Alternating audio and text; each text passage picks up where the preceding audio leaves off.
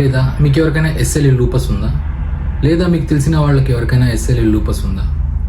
అయితే మనం ఈ వీడియోలో మీరు ఎస్ఎల్ఈ లూపస్ గురించి తెలుసుకోబోతున్నారు. ఎస్ఎల్ఈ లూపస్ అనేది ఎలా వస్తుందంటే దానికి ఎటువంటి స్పెసిఫిక్ రీజన్ అంటూ ఏం లేదు. ఎవరికైనా రావచ్చు, ఎలాగైనా రావచ్చు, ఎప్పుడైనా రావచ్చు. మెయిన్ రీజన్స్ 2 ఉన్నాయి.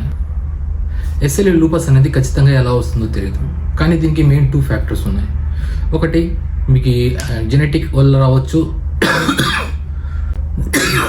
ఒకటి జెనెటిక్ వల్ల రావచ్చు, లేదంటే ఎన్విరాన్మెంటల్ చేంజ్ వల్ల రావచ్చు, లేదంటే మీరు తినే ఫుడ్ వల్ల రావచ్చు. ఎందుకు వస్తుందంటే దీనికి ఎటువంటి రీజన్ లేదు. ఎవరికైనా రావచ్చు, ఎప్పుడైనా రావచ్చు. దీనికి ట్రీట్మెంట్ అనేది ఇప్పుడు వరకు అయితే ట్రీట్మెంట్ అనేది ఎటువంటిది లేదు.